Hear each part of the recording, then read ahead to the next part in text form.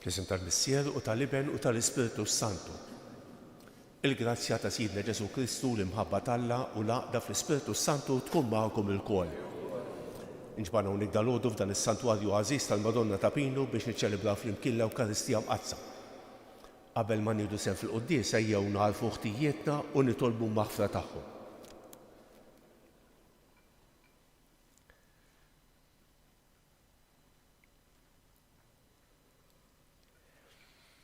Illum qegħdin niċċelebraw it-tifkira mhix obbligatorja ta' San Ilarju, Isqof u Duttur tal-Knisja.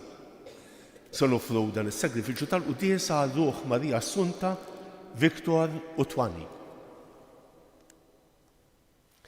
Int li tiftaħ dirajt lill-midinbin u taħfrilhom mulej ħniena. Inti rajt tajjeb li tara fin-naġġ tiegħek Kristu ħniena. Int li tmut tfittex in-naġa l-mitlufa mulej ħniena. Iħenna lina Alla li jista' kollox, jaħfrilna dnubietna u jwassalna għal ħajja ta' dejjem. Nitolbu. U Alla li tista' kollox, l-Isqof San Ilarju għallem b'qawwa kbira li jibnek huwa Alla. Għamel li nifhmu tajjeb dan it-tagħlim u nisqarruh tas-sew. Bibnek Ġesu Kristu siedna li huwa Alla u mija kienx fi saltan flimkien mal-Ispiritu Santu għal dejjem ta' dejjem.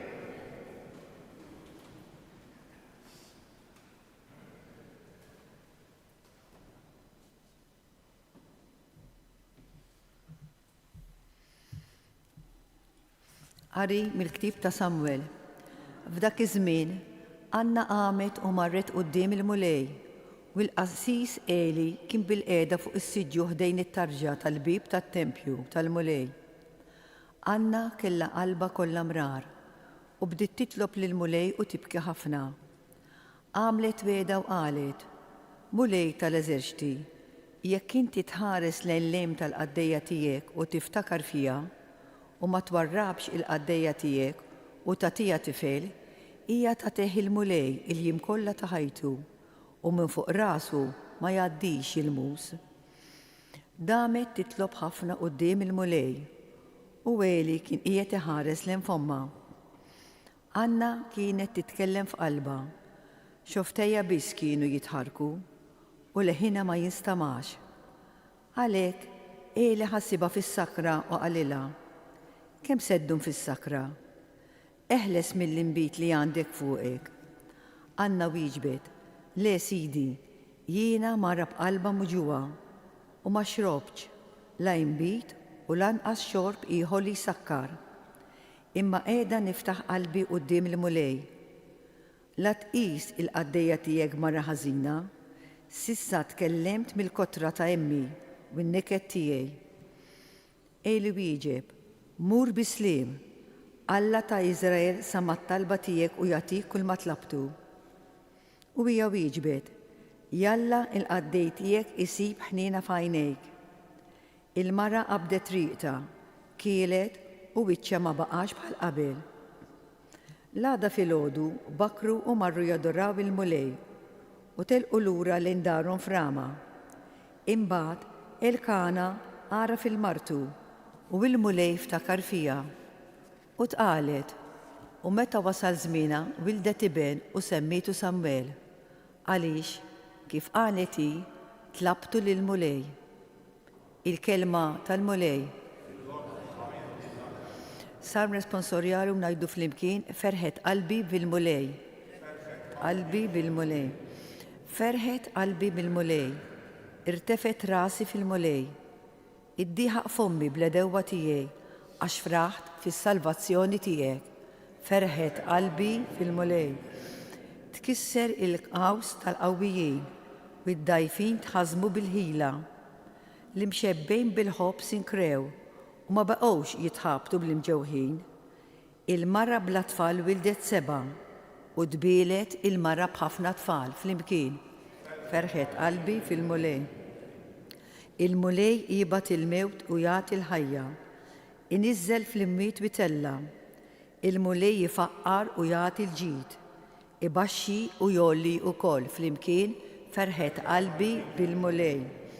Iqajjem mitrab lill-imsejken, il-fqajjar jerfgħu mill-miżbla u qiegħdhom mal-gbarat u jtiru u jirtu wkoll it-tron tal-ġieħ flimkien qalbi fil-mulej inqumu bil-wifqa.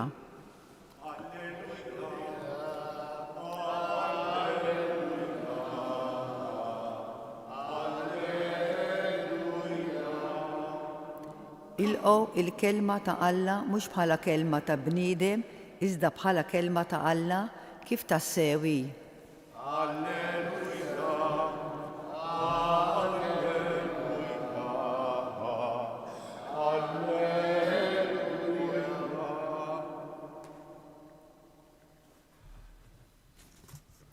Il-mulej magħkom.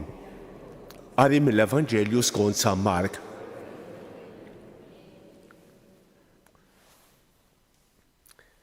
F'dak iż-żmien Ġesu f'jum is-Sibt daħal fis-sinagoga ta' Kafarnawm u qgħad jgħallem. In-nies baqgħu mistaġbin bil-mod tat-tagħlim tiegħu għax beda jgħallimhom bħal wieħed li għandu s-seta' u mhux bħal kittieba. Mela jkun hemm fis-sinagoga tagħhom raġel bi spiritu ħażin u qabad jgħajjat u jgħid: Aħna x'għandna x'naqsmu Ġesu ta' Nażaret, ġid biex taqridna? Jien naf minn int il-Qaddies ta' Alla. Imma Ġesu jkmandah, iskot u oħroġ minnu. Imbagħad l-ispirtu ħażin li r-raġel beda jħabbtu ħafna, għajja tajta kbira u ħareġ minnu. U l-kol staġbu u bdew jistaqsu lil xulxin u jgħidu: Dan x'inhu? X'tagħlim ġdid mogħti bis-seta? Sal lill-ispirti ħżiena jikmanda u huma joqogħdu għalih. U l-fama tiegħu malajr xterdet mal-inħawi kollha tal-Galilija. Il-kelma tal-mulej tifħir lilek Kristu.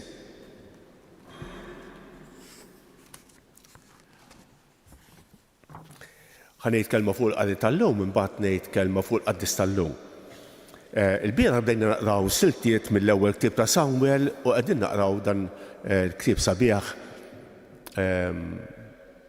illum għandna inċident fil-Knisja. Din il-mara Anna marret fit-tempju flimkien ma' żewġa u l-mara l-oħra Peninna u marret fit-tempju biex tagħmel wegħda. Sabiħ dal-inċident. Għadet titlob qalba mnikta għax ma kellix tfal. Kienet temmen li anki il-maternità u l-fertilità ġejjin minn Alla. Il-bniedem jista' jagħmel ħafna affarijiet, ma jistax jagħmel kollox. U din il-mara dak li għarfet li hemm Alla il-fuq minna. Hemm Alla il-fuq minna. Għarfet li l-infertilità tagħha seta' ssir maternità bl-interċessjoni bl-għajnuna tal-Alla. Il-qassejs Eli ħassibha fis-sakra. Ara ftejt. X'misunderstanding kbir. Ħassibha fis-sakra, Alla mhu neħħi l-inbit li għandek. Għadlu m'iniex fis-sakra. Għadlu qiegħda nitlob għandha qalbu ġewwa. Kemm hija sabiħa din. Imbagħad jispiċċa l-qari tqalet u meta wasal żmienha wildet iben u semmietu Samwel għaliex kif qalet tlabtu lill-mulej. Dan it-tifel mhuwiex frott tal-bnedmin imma ġej minn Alla.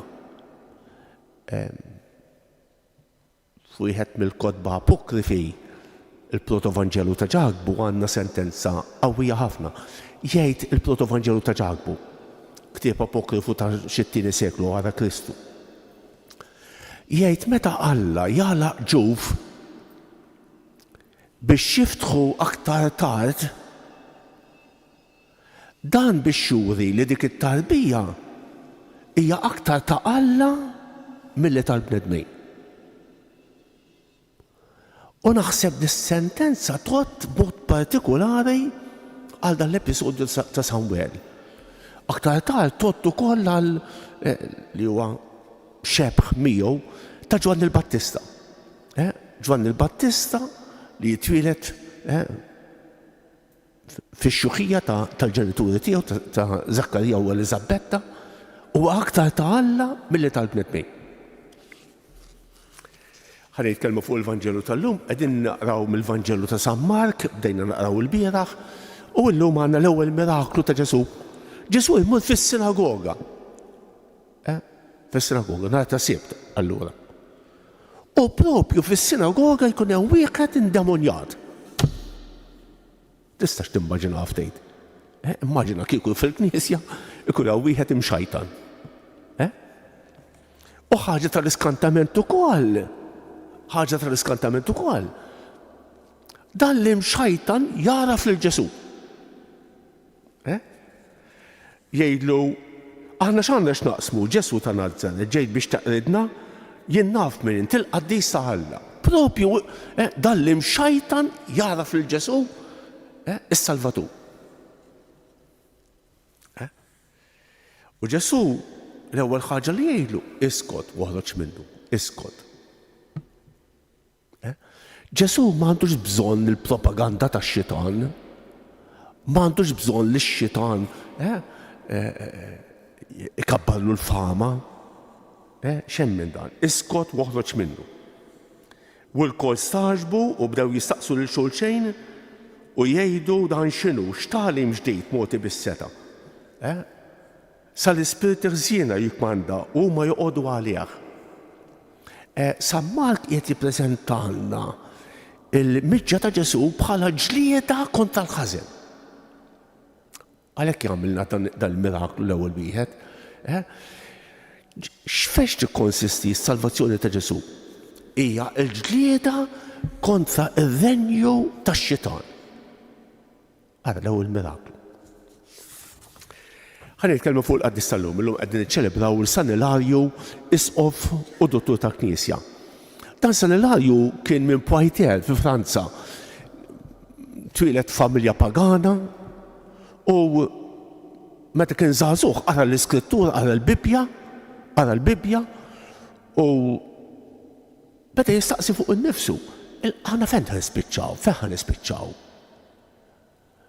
X'inimmutu fejn immorru? U ikkonverta. Aktar tard sar Isqof ta' Poitiers, ħada kontra l-eresija ta' żmienu l-Arjani u eżiljawh fit-Turkija l-Asja Minuri. Meta ġie lura wara l-eżilju kompla l-ħidma tiegħu, kiteb ħafna tali. Meta kien fl-eżilju kellu kuntatt mal-Ortodossi, mal-Orjentali, ma kienx hemm il-ferda bejn il-Kattoliċi u l-Ortodossi. Għadna qegħdin fis-sena 315 twilet dan San Ilarju, għadna fil-bidu, imma kellu kuntatt mal-mod kif jgħixu l-ħajja nistanija dawn l-Orjentali.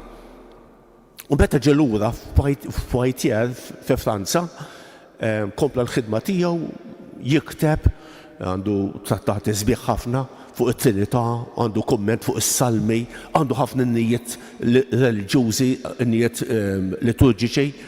Tajjeb, kien fi żmien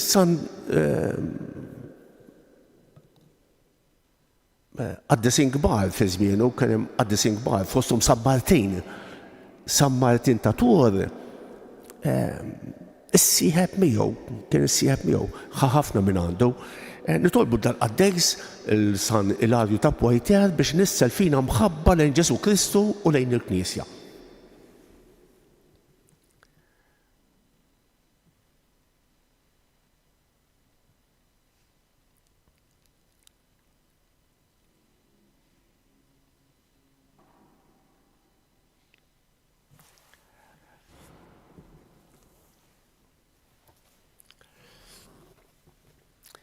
Aħna niftakru llum fil-qawwa li bija San Ilarju għallem li Kristu li ben ta' Alla, nitolbu lil Alla jieqaf magħna u jżommna maqudin flimkien f'xirka waħda ta' mħabba, fl-għaqda tal-Missier u tal-Iben u tal-Ispiritu Santu.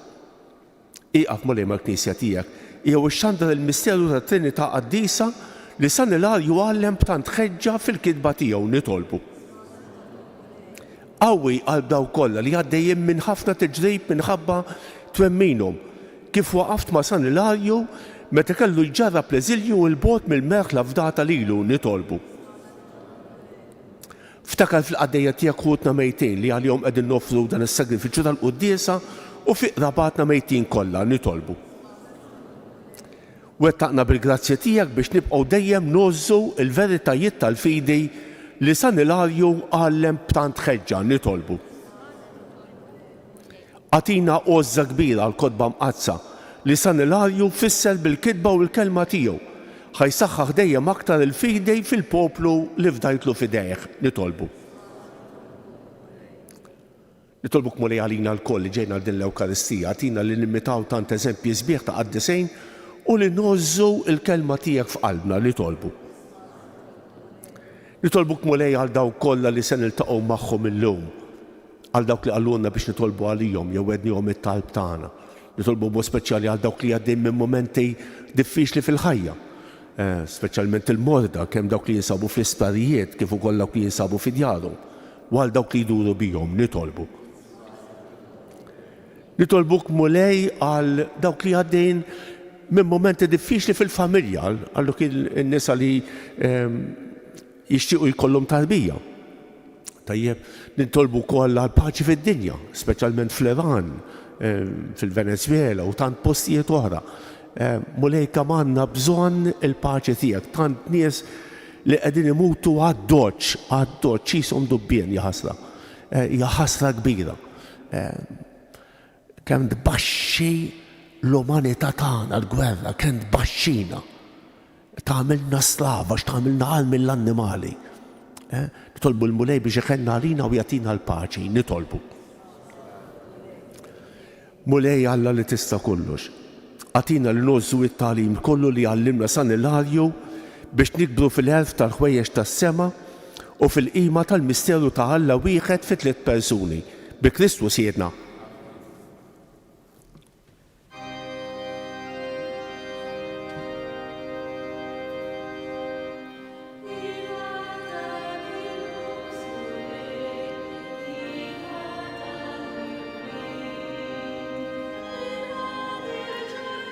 Mbierek il-mulej Alla tal-ħolqien kollu għax fit-trubut u ftajt il-ħobs li nofrulek. Frott tal-art u xogħol il-plejta li minnu jissirarina l-ħobs.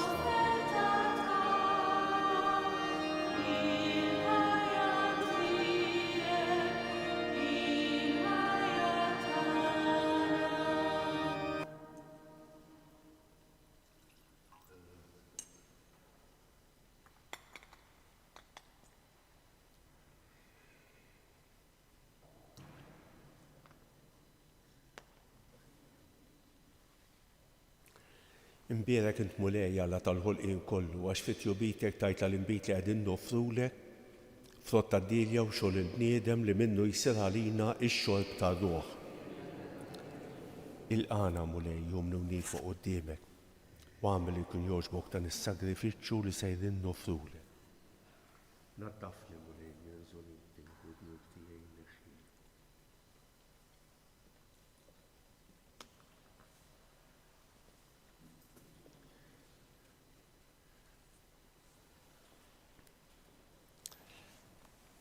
Tolbu ħuti biex dan is-sagrifiċċju tiegħi u tagħkom ikun joġob l-Alla l-Missier li jista' kollox.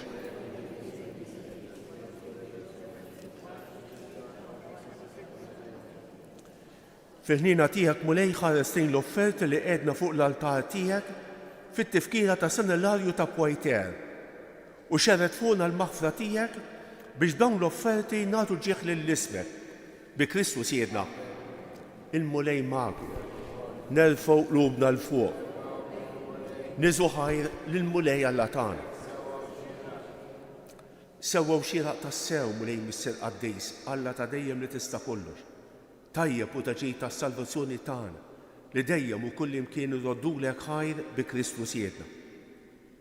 Għax biex timla bil-feħl il-Knisja tiegħek fit-tifkira ta' San Ilarju ta' Poitiers inti tqawwija bl-eżempju tal-ħajja tajba tiegħu, issaħħaħha fil-ħed bit-tagħlim li hu xandar u tilqa' t-talb li jagħmillek għall-ħarsien tagħha. Għalhekk flimkien mal-anġli u l-qaddisin kollha intennulek l-innu ta' tifħir u ngħidu bla qiegħda Qaddis, Qaddis, Qaddis mulej Alla tal-eżerċit.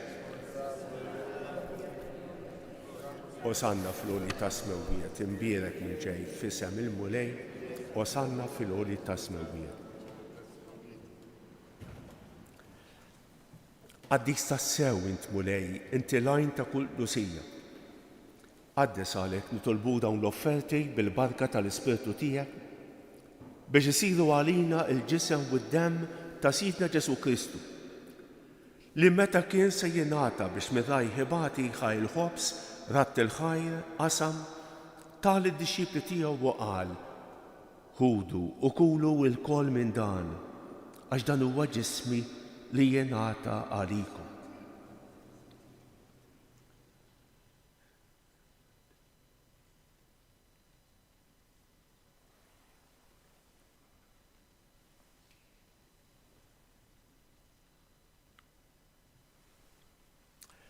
Ekku kol wara l-ikla ħaj il-kalċi reġa' ratt il-ħajr tal id-disċipli tiegħu u qal: ħudu u xorbu minnu l-kol, għax dan huwa l-kalċi ta' demmi tal-patt il-ġdid li jibqa' l dejjem. Id-demm li jixxerret għalikom u għall-bnedmin kollha għal maħfra ta' dnubiet. Għamlu dan b'tifkira tiegħi.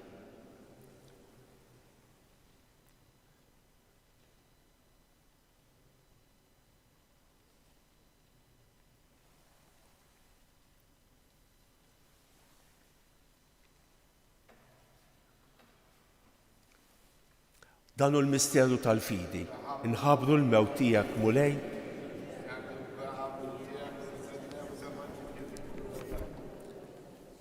għalhekk aħna nagħmlu dan b'tifkira tal-mewt fil-qawmien ta' Sidna Ġesu Kristu, nofrulek mulej il-ħobs tal-ħajja u l-kalċi tas-salvazzjoni. U rrodulek ħajra xogħġbok tilqana hawn quddiemek biex naqduk. Miċ-ċikun tagħna nitolbu li l-Ispirtu Santu jaqgħadna f'ġisem wieħed lilna li nieħdu semm bil-ġisem u d-dem ta' Kristu.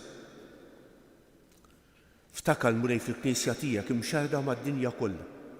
U qed taqa' fl-imħabba flimkien mal-Papa l-jum, mal-Isqof tagħna Anton u mal-Ministri tiegħek kollha. Ftakar fil-qaddejja tiegħek Marija Assunta, Viktor u Twani li jogħġbok issejħilhom għal għandek minn din id-dinja.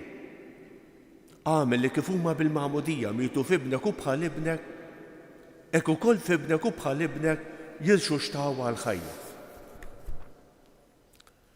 Ftakar ukoll f'ħutna li raqdu bit-tama tal-qawmien, ftakar fil-mejtin kollha. Daħħalhom quddiemek fid-dawl tas-sebħ tiegħek. Ħenna għalina l-koll nitolbu. Għati lilna wkoll il-wirt tal-ħajja ta' dejjem. Flimkien mal-Verġni Mqazza u Malla Marija, ma' San Ġusepp, ma' San Ġorġ Preka, ma' San Ilarju ta' Poitiers, ma' l-Apostli u l-Qaddisin kollha li jgħixu fil-ħbiberija tiegħek sa mill-bidu tad-dinja. Għamel li magħhom infaħruk u nsebħuk Ġesu Kristu ibnek. Bi Kristu ma' Kristu u fi Kristu jingħata lilek Alla Missier li tista' kollox, flimkien mal-Ispirtu Santu kull ġieħu glorja għal dejjem ta' dejjem. Ejjew nitolbu kif għallimna u rridna nagħmlu li ben Alla għas-salvazzjoni tagħna. Missierna li inti f'ismewwiet jitqaddes ismek, tiġi saltnati, ikun li trid int kif fis-sema hekk fl-ard. Ħobżna ta' kuljum għatina llum. Aħfrinna dnubietna bħalma naħfru lil min hu ħati għalina. La ddaħħalniex fit-tiġri iżda ħlisna mid-din. Eħlisna nitolbuk mulej minn kull deni. Għatina fit-tieba u l-ħnina tiegħek il-paċi fi żmienna biex nkunu ħielsa dejjem midnub u imħallsa minn kull inkwiet. Aħna u nistennew u nittamaw ilena u l-miġja tas-Salvatur tagħna Ġesu Kristu. Mulej Ġesu Kristu li qed lill-Apostli tiegħek inħallilkom isliem, nagħtikom isliem tiegħi. La tħarrix lejn dnubietna, iżda ħares lejn il-fidi tal-Knisja tiegħek. Għatija isliem u l-għaqda li inti trid fija, int li tgħix fis-Saltan għal dejjem ta' dejjem. Il-paċi tal-mulej tkun dejjem magħkom. Għatu il-paċi lil xulxejn.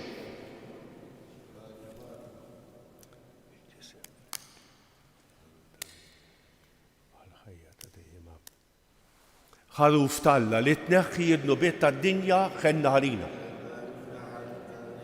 Mulej Ġesu Kristu bil-ħalla l-ħaj, bil-mewt tiegħek, kitret minnek il-Messija, bil-ħidma tal-Ispiritu Sant u tħajjel id-dinja, dan il-ġisem u d-dem għad-test tiegħek, eħlisni mertijiet kollha u minn kull ħażin.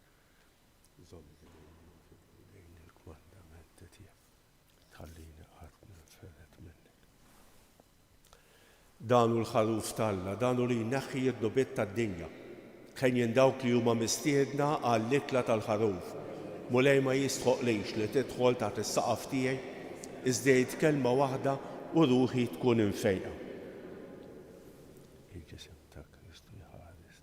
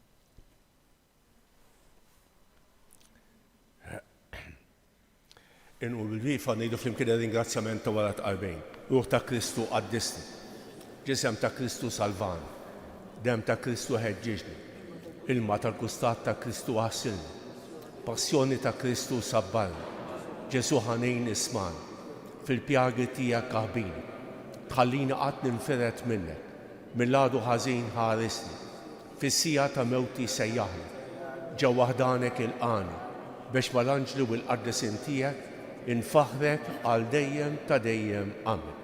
Nitolbu. Inti ġedditna mulej bil-misteri qaddisa. Bl-umiltà kollha nitolbuk il-grazzja li nsiru nixbru li San Ilarju ta' Pwajter billi nisqadu bil-ħerqa kull ma jemmen u nimxu fuq it-tagħlim tiegħu. Bi Kristus jedna. Ħanejdu dawk it-tlieta famarijiet li talbitna l-Madonna minn dan is-santwarju. Sliem għalik Marija, bil-grazzja mimlija l-mulej miegħek, imbierek inti fost in-nisa u imbierek il-frott tal-ġuf tiegħek Ġesu.